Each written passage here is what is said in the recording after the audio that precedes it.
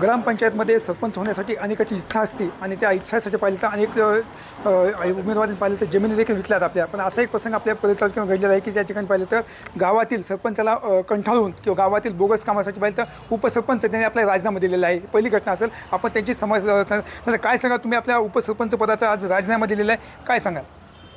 म्हणजे मी ज्यावेळेस उपसरपंच झालो किंवा पंच झालो त्यावेळेस गावातल्या लोकांना मी जे आश्वासन दिलेले होती ते आश्वासन माझ्याकडून पूर्ण झालेले नाहीत. लोकांची नाराजी माझ्यावर आहे आणि ग्रामपंचायत माझं कुठंही उपसरपंच असूनसुद्धा काहीच विचारात मला घेत नाहीत किंवा कारण विचारात घेण्याचा प्रश्नच येत नाही. कारण ग्रामसभा नाही, मासिक सभा नाही. मग फंड आहे तो कसा वापरला जातो? मग कसं म्हणजे कागदावर हे होत असेल, खर्च करीत असतील, पण प्रत्यक्षात 10% सुद्धा काम कधी असं प्रत्यक्षात नाही. गावामध्ये कुठंच म्हणजे काम नाहीच. म्हणजे या संदर्भात आपण काही तक्रार वगैरे केलेली होती का? तक्रार केली ना, 2-3 वेळेस केली. किंवा ग्रामसभा नसल्यामुळं ग्रामपंचायत तुम्ही बरखास्त करा.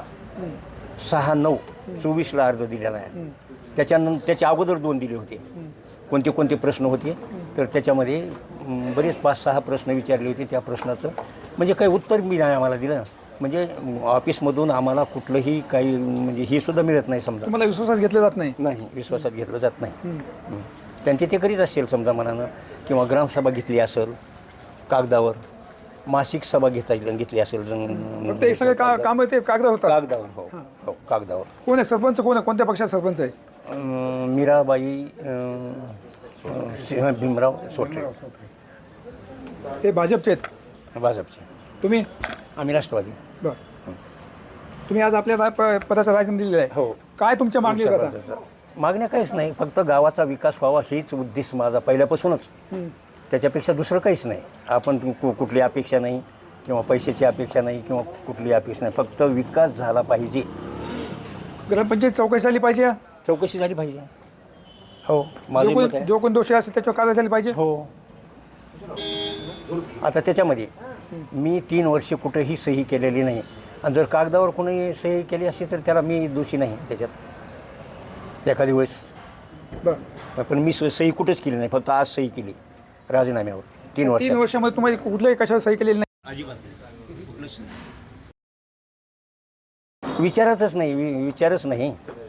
आणि आम्ही ज्यावेळेस ग्रामपंचायतकडे मागणी करावी किंवा हा रस्ता म्हणजे पाणी कुठं पाणीसुद्धा नाही, त्या पाण्याबद्दल सुद्धा राशन कार्ड म्हणजे राशनसुद्धा फ्री येतं आहे, तरीसुद्धा त्याचीसुद्धा म्हणजे ग्रामपंचायतीनं लक्ष द्यायला पाहिजे. आणि आम्ही लक्ष दिलं तर त्याच्यावर कार्यवाही काहीच होत नाही. म्हणजे आमचं कुठंच काहीच होत नाही, कुठं काही बी केलं तरी. म्हणून राजीनामा देत आहे. काय असून तरी नसून तरी काय उपयोग नाही. त्या संदर्भात सरपंचाची चौकशी झाली पाहिजे, कारवाई झाली पाहिजे. हो, झाली पाहिजे. चौकशी व्हावी हे माझं मत आहे. आणि विकास व्हावा. तर हे होतं उपसरपंच. त्याचं म्हणणं गावातील जे भ्रष्टाचार आहे त्याची चौकशी करण्यात यावी आणि जे संपूर्ण प्रकार आहे ते बाहेर येण्यात यावं आणि त्याच्या कारवाई करण्यात यावी अशी मागणी देखील उपसरपंचांनी केलेली आहे. कॅमेरा पर्सन विकास वाघमारेसह मी संभाजी मुंडे, TV9 परळी, बीड.